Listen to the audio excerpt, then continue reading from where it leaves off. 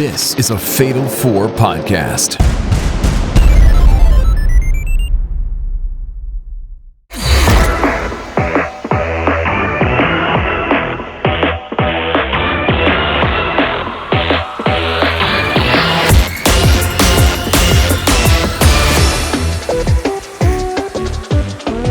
Eyes forward, gamers, and prepare to shuffle those feet from side to side. It's time for Squared Circle Strafe, the premier video game podcast of the Fatal 4 podcasting network. I am your host, Pro Wrestling Noah, aka Noah Stewart, and it's time to talk about video games. Hello, folks. Welcome in. It's time for video game talking.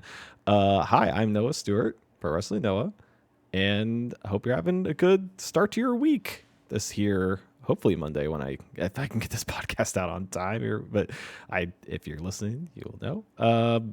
Had a pretty good weekend.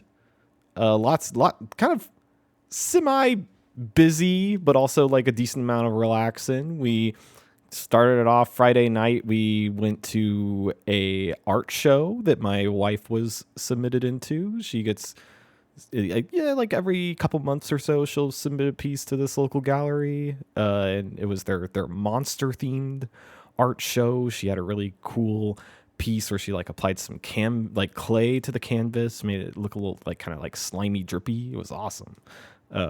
And that's over at the Insomnia Art Gallery. If you're a local to Houston, definitely go check them out. They do really cool stuff over there. Then what else? I watched that AEW Wrestle Dream pay-per-view. I had a decently fun, good time watching that. We will, of course, cover some of that on this week's Didn't Get All of It podcast, the premier wrestling podcast of the Fatal 4 podcasting network. And aside from that, I stayed home and played some video games. I was really kind of cleaning out some of my backlog that I have talked about on this here podcast, that, some of the spooky games I needed to get through, playing some of the newer releases, and I will talk to you about more of that later in this here episode. But why don't we get into the video game news of this week? Let's kick it off with a story that broke earlier this past week. Was that 343 Industries, the Halo developer, has rebranded as Halo Studios and announced that it's working on multiple Halo games developed within Unreal Engine 5. This news is coming from Video Games Chronicle. And the Xbox studio is also claiming that it's changed its culture and workflow and will be developing multiple Halo games in Unreal Engine 5. So this is interesting because 343 Industries kind of like took form. I believe it was after Halo Reach. And I think Halo 4 was like kind of like the first game that 343 was like putting their foot forward on, and was kind of like after people people from Bungie had kind of like that, they were left the Halo franchise after Halo Reach and went on to start developing Destiny. And 343 was like kind of the studio that was left behind at Microsoft to shepherd the Halo franchise and like keep making games for Microsoft. And from what I understand, I haven't played. I've played up through ODST of the Halo games, but I understand that people liked Halo 4 decently enough. I think most people would say that Halo 5 kind of got lost in the sauce. That one I don't think is talked about as much as being revered in the series. And then this news, I think, is like the really good part of this news is the switch to Unreal Engine 5. Because for Halo Infinite, which is the most recent Halo game that came out, when developers talk about kind of what went wrong with that game, and when I say like what went wrong, I mostly mean like how long that game spent in development, because that game was critically well received for its campaign and its multiplayer, but it took a long time to get there. There were a lot of delays, and also like the updates to that game post launch were like pretty sluggish, and the quality of the content was maybe not up to snuff. And what a lot of developers I think are citing for those issues is they had their own proprietary engine, the Slipspace engine, which like I think was like it did well enough for like, you know, Halo Infinite was like a good stable running game, but I think the developers just had a hard time like getting new content into the game. Like it wasn't, you know, the most elegantly designed UI or, you know, engine for just like, you know, making new content. And Unreal Engine 5 is famously very good at that. It's very user friendly. It looks great. So I think the adopting Unreal Engine 5 for Halo games going forward, they'll be able to work faster. And, you know, that just means that they'll be able to implement, you know, new developments in the development of the game much, you know, faster, much more efficiently. So I think this is only good news for Halo going forward. And also, you know, they're working on multiple games, and also a lot of the head people at 343, I believe, of this announcement, have left the studio. So this is kind of a like new makeup of people for the studio now being called Halo Studios. Only good. I think if you look at where Halo has been under like the, you know, the ownership of 343, or the I should say shepherdship, because Microsoft owns Halo. Yeah, people, like I was saying with like Halo 4 through Halo Infinite, like those games are like decent to fine, but I think people look much more highly on the Bungie era of Halo. So I feel like, you know, this new Halo Studios really has a lot of room and a lot of potential to make like some really great new Halo games, which Microsoft desperately needs because they are just suffering with their first party games. Like they have a whole console with the Xbox Series X and Series S, and just not a lot to show for it exclusives wise, which is honestly like a problem that Sony's been having like for the past couple years too. Like people are constantly saying like the PS5 has no games. Like it has, you know, you could count on maybe two hands the amount of like exclusive PlayStation 5 games that are like first party Sony. It's a weird time for like first party games, but Microsoft especially has been suffering with that. Good news that they're working on multiple Halo games. I played a decent amount of Halo Infinite's multiplayer. I didn't actually play like the campaign of it, but I played like because the multiplayer was free to play. Though I did put some money into the battle pass for that game, and I maxed out the first season of that battle pass. I played so much of that multiplayer, and then that second season came along, and I bought the battle pass for that. But I think they added maybe one map for that second season, and not really a lot of incentives in the battle pass itself. So I pretty quickly dropped off after that. And I think, again, that's because they were using the Slipstream engine and weren't able to really like make as many new maps as was necessary to keep people on the hook playing that game.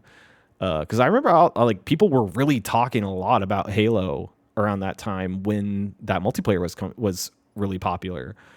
Because everyone was like, "Oh my god! Like Halo multiplayer is back! Like a you know, first-person shooting deathmatch isn't just Call of Duty's game anymore." And then people very quickly kind of stopped talking about the Halo multiplayer after that second season came out. So again, switch to Unreal Engine 5 can only mean good things, I think, for the Halo franchise going forward. But that's enough about Halo. How about another space themed IP video game franchise and movie franchise, actually, because they finally did it, folks. They have announced a sequel to Alien Isolation. It's finally happening. Creative Assembly is finally working on a sequel to Alien Isolation. Not a ton of details yet. Alien Isolation is a game that is beloved. Like, it has a very strong cult following. I think, like, critically, it was kind of a little divisive. You know, it's a very much a stealth horror game where there's a monster. You have to kind of get around the monster. But where games like that, like games, you know, like the Amnesia, the Dark Descent, or Soma, or even like recently this year with Still Wakes the Deep, those games where there's a monster, you know, kind of trying to get you is very much like scripted sequences, and there's maybe multiple of them that you have to kind of get around. Whereas I remember Alien Isolation, I never played Alien Isolation, but I remember the thing about it was that it was the xenomorph, and it was very smart, and it would learn your movements by you playing the game. So Creative Assembly has really proved that they know how to do this well, this concept, and really, you know, honor the legacy of Alien. And I feel like it's nice knowing that they are returning to the franchise like almost 10 years later to make a sequel to it. And after, you know, Alien Romulus did really well at the box office, and we have that Alien TV series coming soon. They're really striking when the iron's hot on this one. So good time to be an Alien fan. All right, next up is something pretty different from Alien Isolation, but is another story that broke decently early this past week, and that is that Nintendo has revealed a new interactive sound clock called Alarmo, which is just a great name for a device. That's right. Nintendo has announced Alarmo, which is essentially it's an alarm clock. But the thing about it is that it plays sounds from your favorite Nintendo games. I believe they have sounds from Super Mario Odyssey, Pikmin 4, Splatoon, Legend of Zelda Breath of the Wild. I think they're planning on adding arms to it. And like Super Mario Kart 8 Deluxe, I believe. And I read a couple articles about this thing, and I still really could not super wrap my head around what the heck this thing is exactly, aside from being an alarm clock. So I had to go watch the announcement trailer, which gave me a much better idea of what this thing is. And what this thing is it's a little red circle alarm clock that you put next to your bed. It has a little screen on it that shows the time and maybe a character running around the screen. And when it's time to wake up, it will play music from the game that you've selected.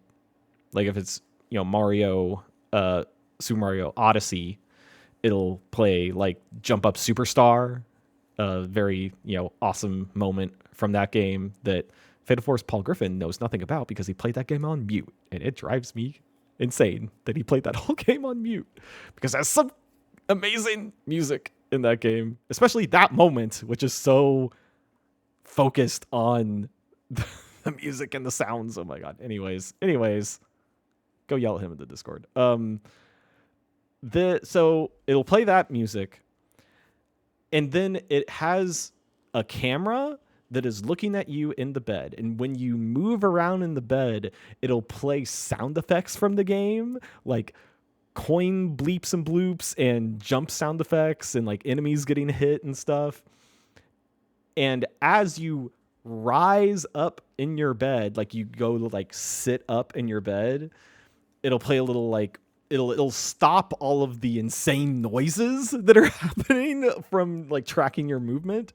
And then once you actually rise and get on your feet and leave the bed, it'll play a little victory fanfare from the game and will like actually stop the alarm sequence from happening. It's kind of insane. It's kind of like I was watching the trailer for this thing, and the amount of sounds that were coming out of this thing as the person was like kind of rolling around the bed. It sounds like a nightmare. It's I mean, I guess it's doing its job by being so obnoxious that it gets you to leave your bed. But also, I don't know if I want to experience all of that in the morning. That sounds like a lot. I don't know, like maybe science-wise, how like healthy or gradual that is to wake up to that amount of noise in the morning. But if you really need to get out of bed, I guess it's doing the job. But wow, also they're selling this thing for $100, which seems like a lot. But also the other thing that people were like really making fun of this thing for online is that it's tracking you in the bed, right? It only works if there is one person in the bed, because it's tracking to see if the bed is occupied or not, which means if you're a big boy or a big girl and you share a bed with your spouse, you will not get much use out of this thing, which really means that this is an alarm clock for single people.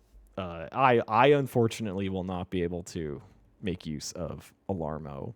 I would love to give it a shot, but I just can't, unless you would have to both agree that when Alarmo was happening, you both get up. There's no way around it. Just, okay, honey, it's Alarmo time. It's time to get up. Oh, you wake up for work maybe like 2 hours later than I do. Sorry, it's alarm. These Pikmin are screaming at me.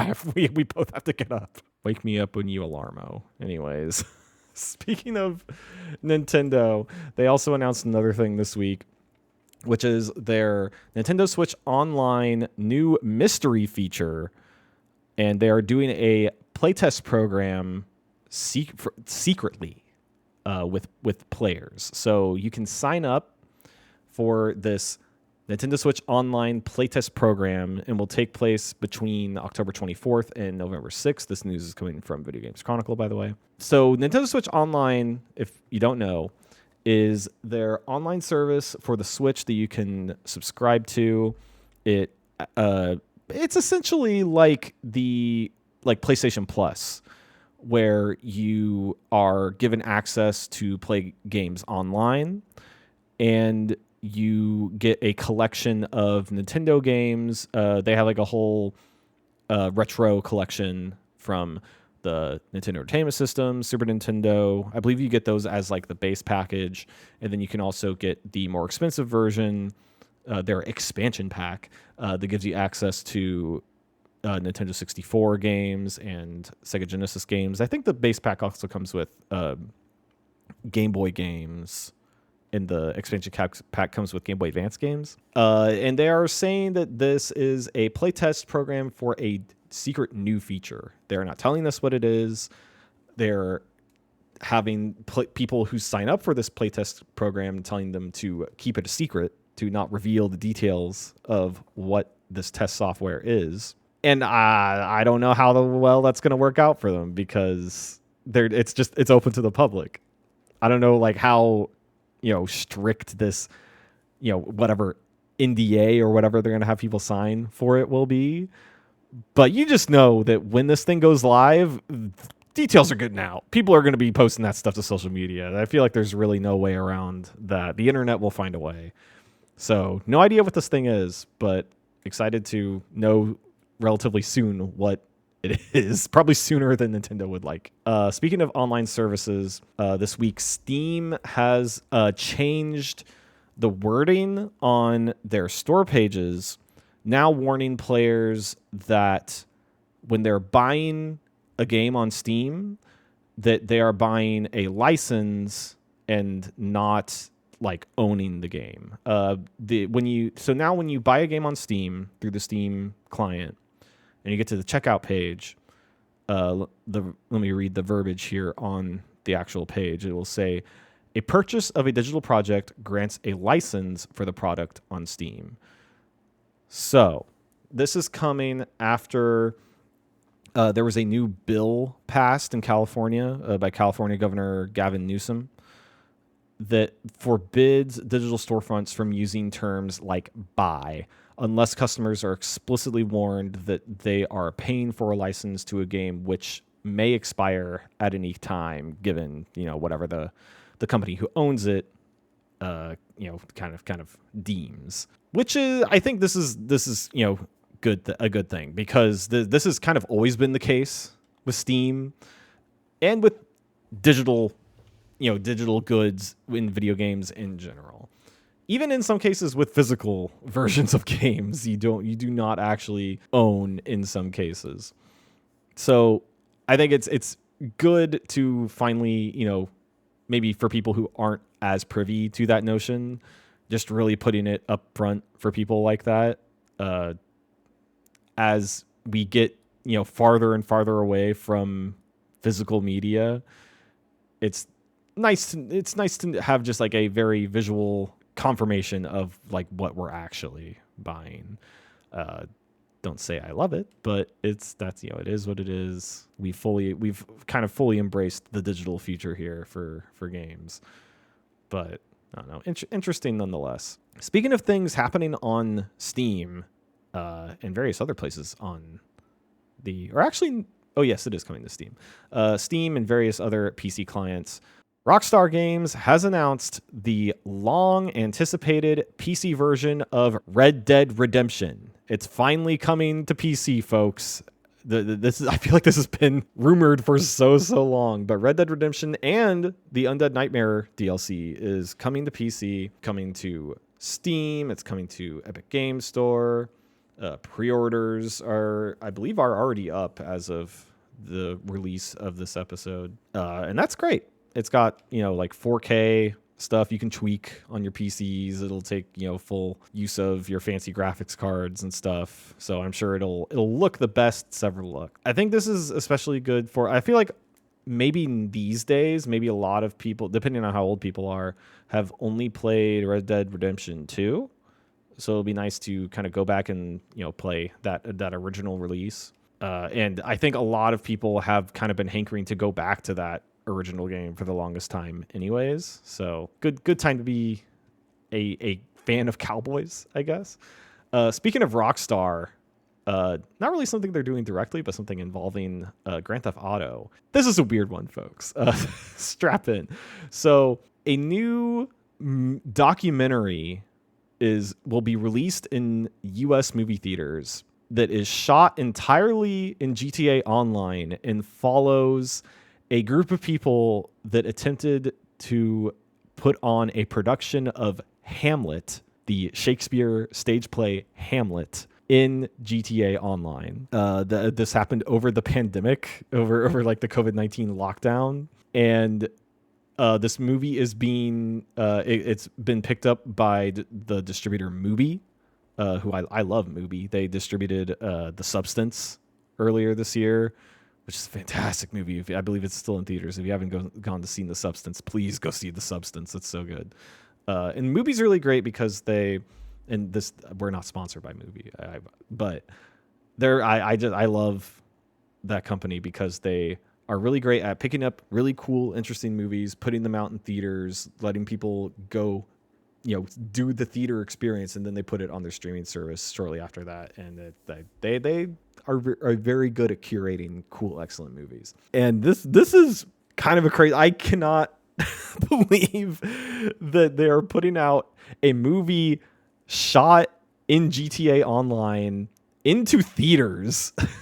And the fact that it's a documentary. It's so many weird things, but I cannot wait for this thing. There's a clip on YouTube that you can go find. It's wild. It's interesting because the whole kind of framing behind this is that, what if we tried, putting on a stage play in GTA Online, a place where, people are just like exploding each other with rocket launchers and running each other over with cars and stuff, like trying to do this performance art in a place where so much violence is happening and chaos. But when you then think about how there are role-playing servers in GTA Online, that maybe doesn't seem as crazy because there are, the role-playing servers where people are just like kind of simulating real life in GTA Online. Like people are, like I'll be a cop and I'll be, a bank teller, and you go and just like do your job in the GTA world, and you stop at red lights and go at green lights like the law intends. And I don't believe this happened in there, because I honestly, it would be less interesting if it did. Maybe it's wild that this is getting released to theaters, and I will be there day one for sure. Speaking of video game movies being released in theaters, Universal and Sega are making a Shinobi movie. Sega, who has found a lot of success recently with the Sonic the Hedgehog movies, I feel like it is not that much of a surprise to hear that they are, trying to mine their, vast catalog of IPs that they own to, make another video game movie, which feels like it's one of the next big things in movies, especially with the success of the Sonic the Hedgehog movies and the Super Mario Brothers movies. I feel like along with that and like maybe toy IPs with like the Barbie movie, Hollywood is really starting to look at video games and toys to be the next like big things to license, to find, big success at the box office, now that superhero movies are still finding success, but are finding, the returns on them are not as great as they once were. So Shinobi, I feel like Sonic, even before the movies, was a very popular IP. You constantly see like, 6-year-olds wearing Sonic the Hedgehog shirts, regardless of, the movie. So like Sonic has always been very popular with like all ages, like most, like a lot of kids, a lot of millennials. Shinobi, I feel like this is a weird one to go to next, because I feel like Shinobi is not really that popular with people like outside of people who are like big fans of retro games. Like the heyday of Shinobi is like Revenge of Shinobi for the Sega Genesis. I mean, I love Shinobi, the Shinobi game that came out on PS2, the one that was just called Shinobi. I believe it's Himaru, whatever his name was. That I love that game.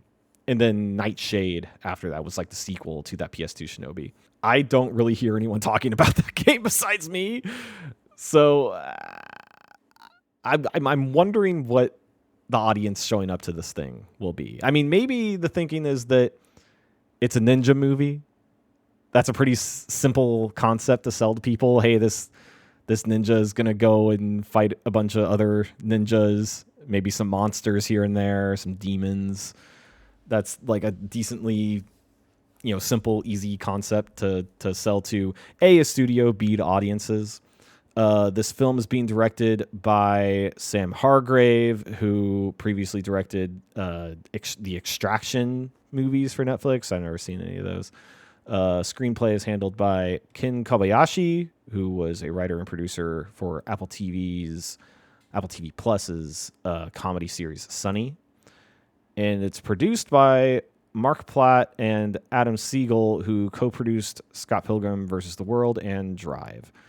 And also Platt also produced La La Land and the live-action versions of The Little Mermaid and Snow White. I honestly am not that familiar with the works of the director and the screenwriter, but I'm at least familiar with some of the stuff that the producers have done. I feel like there's a lot kind of up in the air with like what this thing is actually going to shake out to be. But I hope that depending on the success of this thing, that Sega continues to, kind of like dig into their catalog of IPs that they own to turn into movies. It's neat. And then one last announcement here. The PS1 game Star Wars Episode 1 Jedi Power Battles is coming to PC and consoles in January. If you remember Star Wars Episode 1 Jedi Power Battles, it was a PS1 like 3D character beat 'em up, kind of like Fighting Force, if you remember that game for the PS1. Just like, side-scrolling / top-down, or maybe I should say isometric, just like a beat 'em up game. You play as any of the Jedi from Star Wars Episode 1, Obi-Wan Kenobi, Mace Windu, Qui-Gon Jinn, all of them, and beat up a bunch of droids and clone troopers and whatnot, all that stuff. The PS1 game, I am fine with. I actually have a lot more nostalgia for the Game Boy Advance port of this game. Weirdly enough, that was actually my first Game Boy Advance game. Was the port of Star Wars Episode 1 Jedi Power Battles. I went back and played the PS2 version or the PS1 version later, and honestly, I think I have a better time playing the Game Boy Advance version. But I still think this is neat. One, because it's a port, it's a remaster of a Star Wars Episode 1 game, which is strange. And two, it's nice to see these like remasters of PS1 games coming, because this is coming pretty soon after the announcement of that Legacy of Kain Soul Reaver remaster collection. So it's cool to see old PS1 games getting this new gussied up treatment. So I just think it's neat. Anyways, that's been all the news for this past week, but why don't we take a quick break, and when we come back, I will tell you about the video games I have been playing. And we're back, and it's time to talk about some of the video games I've been playing this past week. And folks, this has been a pretty busy week as far as video games goes. Not just the me playing them part, but like the video games coming out part. There's been a lot of hot new releases to talk about. What with and I'm but one man, and I had to make some budgetary decisions with what I decided to play. So I have not played Silent Hill 2, the remake from Bloober Team, which people are having some very nice things to say about. Which I'm surprised. I said on this very podcast how very kind of reticent, very cautiously optimistic, emphasis on the cautiously part I was of that game, because I have not really been a huge fan of Bloober Team's previous work. But apparently they did it. Apparently they did a good version of that game. So I will probably eventually get around to playing that. Also, game that I haven't gotten around to that I've also heard very good things about, Metaphor ReFantazio, the Atlas JRPG, which I've seen a lot of people say maybe like a possible Game of the Year contender, and like maybe one of the best damn RPGs they've ever played. So I definitely want to get around to that eventually. But the game that I decided to put my cold hard bucks down on was the new anime fighter Dragon Ball Sparking Zero, which I think was inevitable that would be the decision that I make. I'm a big ol' Dragon Ball fanboy. I'm actually Dragon Ball Daima, the new anime, just came out. I haven't watched the first episode yet. I'm looking forward to it. I'm sure it'll be a weird one, what with the chibi versions of those characters. But Dragon Ball Sparking Zero, the new entry in the Tenkaichi Budokai franchise of Dragon Ball games. I've played most of the kind of main console Dragon Ball fighting games. I played Budokai 1, 2, and 3 for the PlayStation 2. I played the first Tenkaichi Budokai at a friend's house on their PS2, a decent amount of that. I think the Tenkaichi Budokai game I spent the most time with was Tenkaichi Budokai 2 for the Wii, specifically the Wii version of that game, because you could do a Kamehameha in that game by holding the Wiimote and the nunchuck close together, pulling them back, and then pushing forward like you're doing a Kamehameha motion to fire off that attack in that game, which I just got an endless amount of entertainment from. I played the heck out of that game, man. If there were achievements on the Wii, I would have gotten like the platinum equivalent of that. Like I played. I did pretty much all of the content in that game and then some. Budokai Tenkaichi 2 is an all-timer. Didn't play any of the third one. And then I played Xenoverse, the first one of those, which was like the time anomaly game where you were like Dragon Ball time cops going to different parts of the Dragon Ball Z timeline and stopping like weird there's like something's happening here that shouldn't be happening. You got to stop it. That game was interesting. The issue I had with that game was that it introduced like a loot system, if I remember correctly. So you like suddenly had to have a character build in the Dragon Ball Z fighting game, which, it's a fighting game, right? Like I pretty much just want like my characters that have their base stats or whatever and just like have the action figures smash into each other, which Sparking Zero is pretty much like that experience. It feels like a big toy box. It's got so many characters. That was the big rollout for this game, was that they had the big roster page that they would slowly every week announce new characters that they were adding to it. So you were like kind of seeing like this whole big, blank slate that they would getting slowly filled in throughout the weeks up to its release, which was a fun way to do that. But Sparking Zero, the whole gimmick of this thing, because every Dragon Ball game tends to follow the same-ish formula of retelling the entire Dragon Ball Z saga, from various perspectives maybe, but just like going through the whole thing again and again and again. But the gimmick this time is that it has new like sparking timelines, I think they're calling it, where there are critical moments in the story where you are given a choice, and that can you can go down like alternate timelines basically by following those. One of the first major one, as you are playing through Goku's storyline. That's the other fun thing, is that you can pick different characters and play their perspectives through the stories. And the first one in Goku's is when you go to fight Raditz, you can choose to either go with Piccolo, like it happens in the anime, or you can choose to fight Raditz alone, and that will, lead down different, outcomes. Even like if you choose to go with Piccolo, if you defeat Raditz before Piccolo can fire off his special beam cannon, and it creates a divergent timeline where Goku survives and doesn't die from that encounter and has to, go to the afterlife and, go train with King Kai and come back in time to fight the Saiyans when they show up. So some fun, interesting stuff there.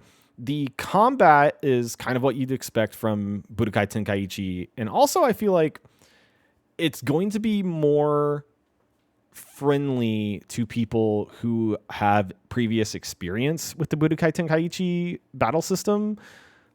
Even me, as someone who played a lot of Budokai Tenkaichi 2, I feel like it's kind of been long enough, even since I played that first Xenoverse, that I had to go through like the whole tutorial system again, which it has like a decently lengthy tutorial, because there are a lot of like there's a deceptive amount of systems going on in Tenkaichi, in the the Tenkaichi system of Dragon Ball combat.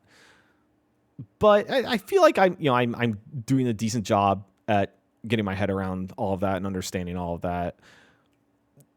The game is harder than I remember the previous Tenkaichi games being. So like even some of the early encounters with Goku, like I felt like I was just barely scraping by with my encounters with Vegeta. I have played up through the Frieza saga. I think I'm just about to start the Cell saga. I've only put about like maybe 2.5 hours into the game, admittedly, but from what I'm excited to get through a lot more of it. I already see, the big page of the different characters I can play through the game with. I'm sure I'll be spending a lot of time with this game. The from one of the fun things I've seen as far as like the Divergent timeline stuff goes is that there was one streamer that was doing the Vegeta perspective, and I believe it was like instead of Gohan with Goku's ghost defeating Cell, you could just have Vegeta be the one that defeats Cell, and the payoff to that story is just that like Vegeta's a cool, strong guy and gets the respect and that Vegeta deserves to finally be the cool guy that wins the day instead of it always being Goku. So just like if it's a game for the Dragon Ball sickos at the end of the day, I think. So if you too are a Dragon Ball sicko, then definitely pick this one up. It's a very good one of these. And then the other game one of the other games I've been playing this past week, I actually started and finished the whole game this past week. Was one of the games from my spooky catalog that I wanted to get to around this month.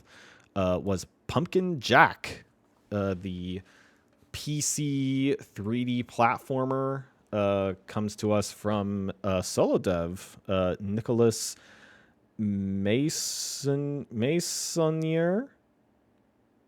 I'm probably butchering that last name, but it's from solo dev.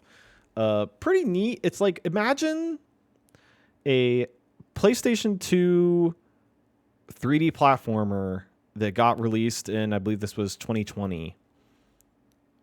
Which, like the art of the 3D platformer, we just get a lot less of those these days, and it's nice to have another one of them. But I will say, after having played Astrobot this year, having one of the next games I play be this, honestly kind of underwhelming. But that's not Pumpkin Jack's fault. But Pumpkin Jack, you play as a trickster god that you have like a jack-o'-lantern head, you have various weapons, you are a force of evil trying to fight a good wizard who is trying to break a curse on the land, and you're just like trying to bring chaos. The art style, I really dig the art style of the game. It's very much, it's perfect for playing in October. It's got all, purples and oranges and greens, and also, like I said, it's like a, PS2 kind of, simpler 3D polyaesthetic. It's very, very sharp looking, like really great lighting effects. But the combat is fairly simple. They give you like 5 different weapons throughout the game. Like you start off with like a little shovel. You get like a spear. Yeah, they give you a little like blunderbuss, and the last weapon, like the kind of like ultimate weapon you get is your big scythe, kind of like Grim Reaper scythe. And my issue with that is that they give you like a combat wheel. You can kind of like Ratchet and Clank style, hit the shoulder button and it brings up a wheel that you can select your inventory of weapons from. But I never really felt like it was necessary. Like I always felt like the combat scenarios were kind of dialed into whatever the most recent weapon you got was. I never really felt a need to address different enemy types with specific weapons. And yeah, like the combat was like fairly simple. You just mash the attack button, basically. The on an Xbox gamepad, you would be mashing the X button mostly, and then dodging out of the way. It has like a dodge roll that's on B. Just not pretty. And also the platforming, I felt like, was maybe a little too simple. It really is just like a lot of the platforming comes down to climbing some towers by jumping on platforms that really don't have that much like adversity traveling up. The boss fights, I actually felt like the boss fights were pretty great. They have a lot of scale. The bosses themselves are generally pretty large compared to other enemy types in the game.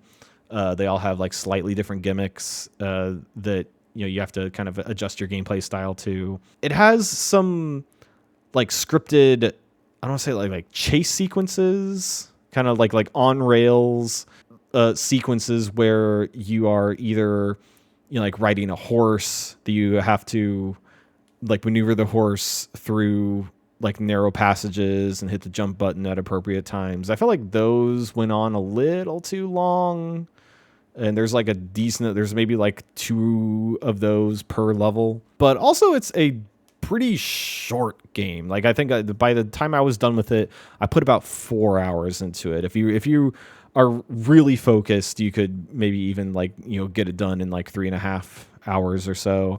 So not that much of a commitment. But if you play through Astrobot, you need another 3D platformer.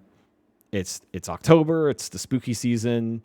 It's kind of the perfect time to play it. So if all those stars align for you, like go ahead and give Pumpkin Jack a shot. I think even like as I am talking about it on this episode, it's on sale for like $4. So it's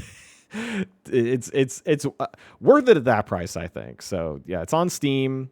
I played it on PC and Steam Deck. It's a great Steam Deck game.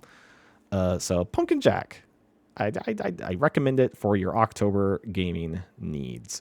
The other big game that I put a lot of time into this past week, especially over the weekend, is Persona 3 Reload. I'm still trucking through it. And it's got like those kind of spooky vibes with the dark hour and demons and whatnot. And I am more in love with Persona 3 Reload the more I play it. This is my first Persona game. I think I've talked about it on the podcast before, but it is just such a great JRPG experience. And like it's a game that you don't even really like do much combat in some play sessions. Some play sessions might just be you doing the social parts of the game, like going to school and doing the social links, talking to your friends.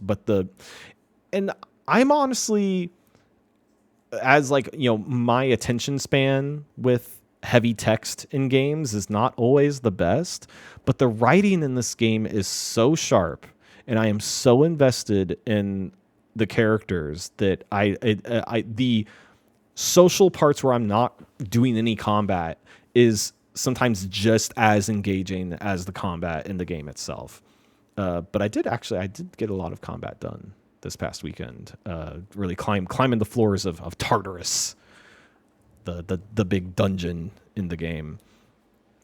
And one of the things I really love about this game is the ways that it ties its kind of like its upgrades and its mechanics into the story itself. I'm for people who know the game, I am you kind of go through an entire year's worth of in-game time. You're like kind of like you have a calendar that you're kind of keeping track with. I'm in October in the game. I believe you start in April. I'm in October now. And I just got to the part where one of the characters kind of has like a major breakthrough character-wise. And because of that, she has unlocked a new part of her, her persona, the thing that she gets her powers from.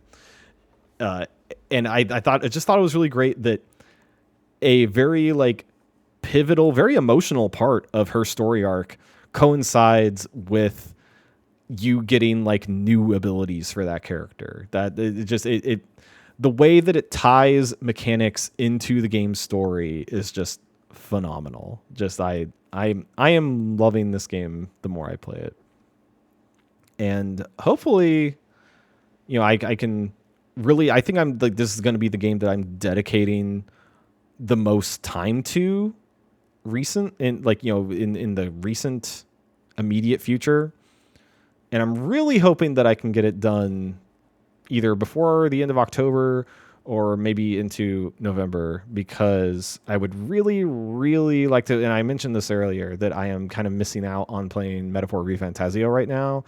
because it is from the same studio. It's like by the people that make Persona, and it's very obvious looking at Metaphor ReFantazio because it has very similar art style. And I really want to play that game because I'm hearing nothing but amazing things about it. But I'm already currently playing a Atlas RPG, so with Persona 3 Reload. So I'd really, really want to finish this before trying out Metaphor ReFantazio. But I would love to at least put some time into that game because I have a feeling it's going to be on a lot of people's end of the year lists, and I would love to contribute to that conversation. So yeah, but that's the games I've been playing this past week. I would say a good batch of those. But why don't we take a quick break, and I will have the third and final section for you waiting when you come back.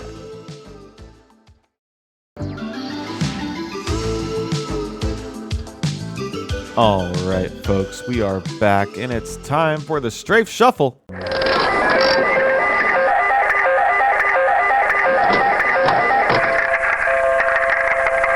This week, keeping up with the spooky theme of October, I thought that I would go into games, the times that games have actually scared me.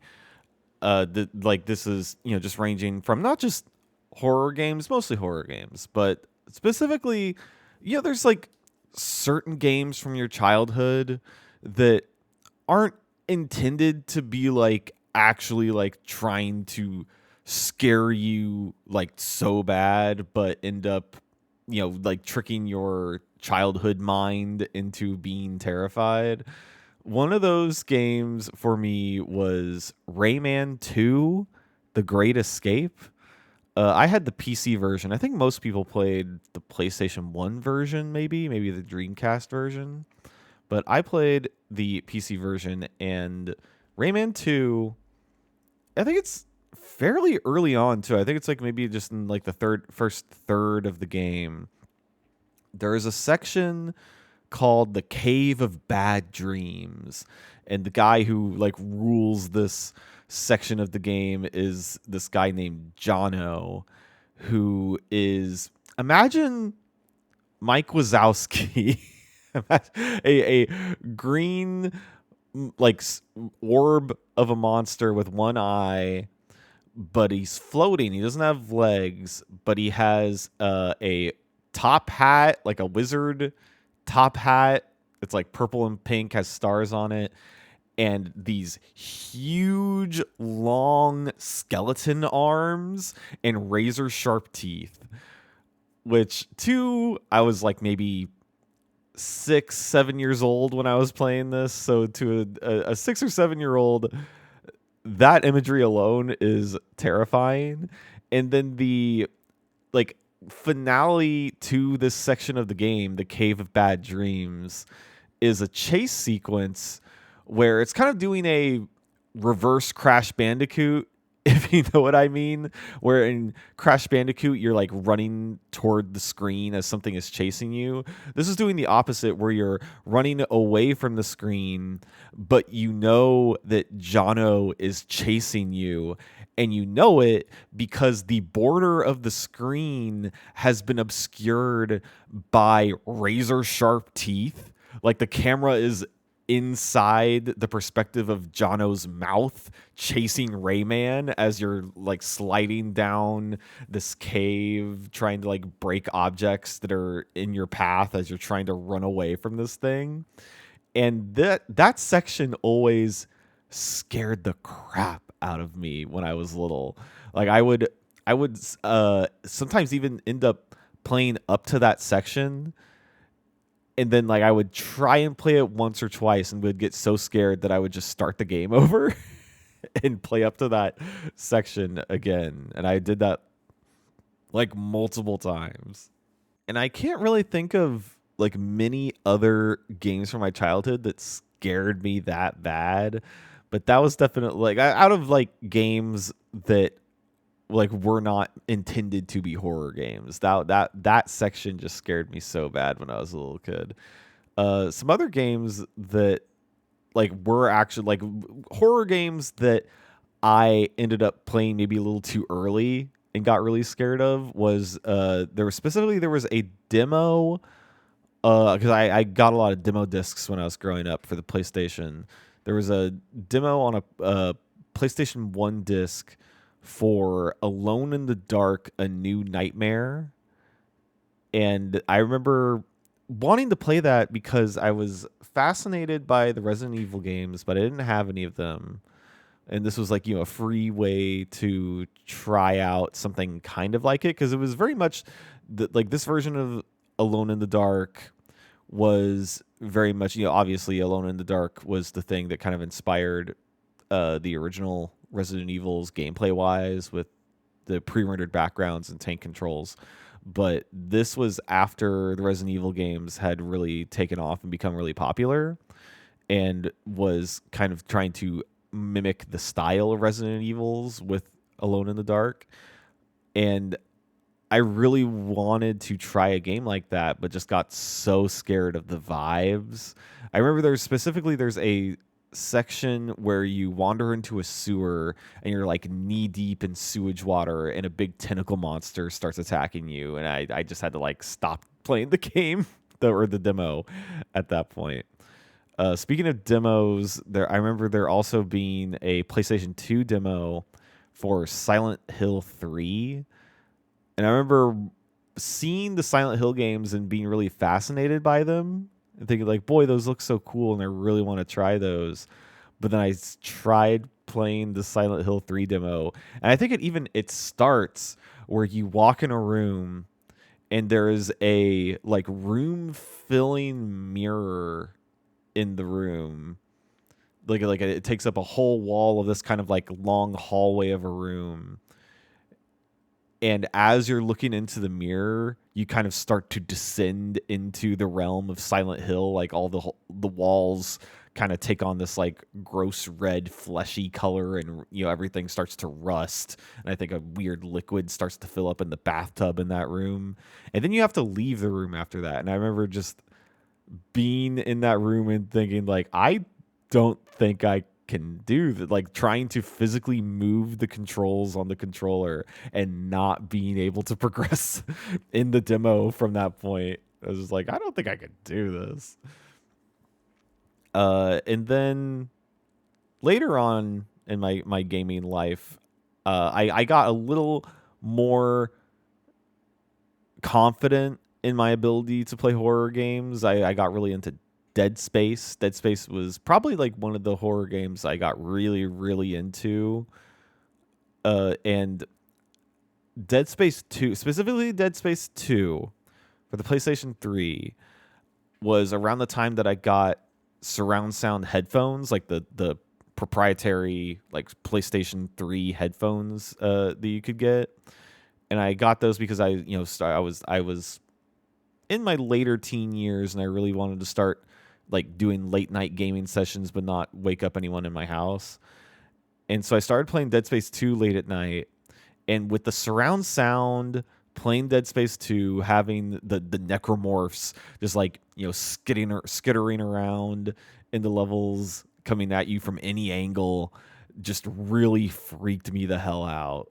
Like just that, and that game is so good also. Dead Space 2, one of the best horror games of all time. And that was an experience that scared me, but that was around the time that I really started enjoying being scared in that way. And that was like, it's terrifying, but also awesome. Speaking of things that are terrifying and awesome, one of the moments I remember being the most scared of in a game is also one that I will remember forever, probably. It was Amnesia: The Dark Descent. And it was like when it was new, like before any of the sequels had come out and like everyone was playing it, like all your favorite Twitch stars were, early Twitch stars were playing it at the time. And I remember I was playing it with my wife, then girlfriend at the time, and we were playing it. It was like stark daylight at the time too. Like we had all the windows closed, but there was still, like a decent amount of daylight coming through the windows. And we were trying to play it in the dark as much as we could. And it was a later section in the game where you're running around again, knee-high water. I have a shared theme of knee-high water and being scared in video games. But there's a section where you're running away from, like the main monster in Amnesia, and there's like, it's a big long corridor with a bunch of different turns you can take, and we got to kind of a dead end where you could like run up a little staircase to a door that you couldn't open. And I remember we hid in that little corridor, we thought we were safe, and we ran out into the hallway, and right around the corner was the monster, and it screamed in our faces. And I think I was controlling it, and my wife then girlfriend was sitting next to me, and she wasn't even controlling the game, but the jump scare was so bad that I screamed and she screamed. Like usually, like we're watching like a horror movie or something, and like a jump scare might happen, or like just like something startling in real life will happen, and she's not one to scream usually. Like she will just kind of go like ah or something like that. But this jump scare made her full on like ah, like just like huge scream that I've only ever heard her scream like that maybe 3 times in my entire life. So that is a moment I will always remember from being scared in games. And then most recently, I think the game that scared me the worst or the best, however you think about it, was Resident Evil Village. And most of that game is, very action focused, very, like thrill type, action set pieces. But this is the thing I love about Resident Evil Village is how each section of that game is kind of devoted to a different genre of horror. And it's specifically the House Beneviento section of the game, where it is kind of more like that indie horror game, like having less action agency in the gameplay, where they take all your weapons away and you have to just kind of explore this house, and your only way to progress is by like interacting with objects and solving these puzzles and escaping from monsters that are able to do you harm, but you aren't able to do them harm. And it's specifically the section of House Beneviento where they turn out all the lights in the house. So it's just a thick curtain of darkness that you are moving through.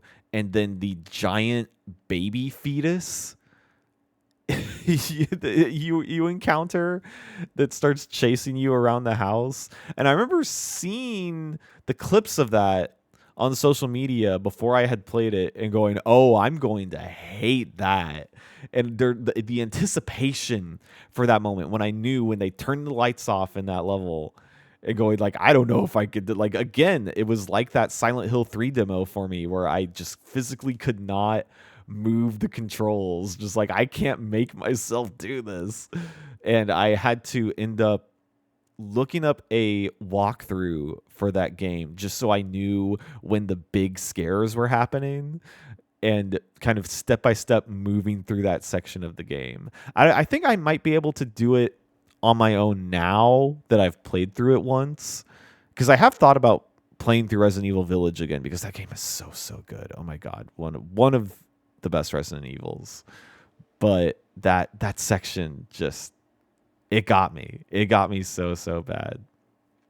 And if you listening at home have any, games that you can think of that made you feel scared, especially I'm really curious about like the early stage in life ones, like games that have scary sections that weren't intended to be scary games. Like I feel like a lot of people cite the Boo House in Super Mario 64 is one that tends to scare people. I really want to. If you're in the Discord, the Fatal 4 Discord, get in there in the Squared Circle Strafe section and let me know games that scared you. I want to share some stories of video game horror. But that is all we got for the show this week. Thank you so much for listening to Squared Circle Strafe. Leave us a nice review on Apple Podcasts if you like the show. You can follow me on twitter.com @oozingneon. If you want to catch more of me talking about some real nerdy stuff, you can follow the Didn't Get All of It podcast to hear me and the rest of the Fatal 4 hosts talk about the latest and greatest in professional wrestling. You can also sign up for our Patreon to get exclusive access to our Discord, as well as bonus content and the satisfaction of supporting independent podcasting media. Head to patreon.com/fatal4pod. That's Fatal FOUR pod. Thanks again for listening, and as always, enjoy your gaming.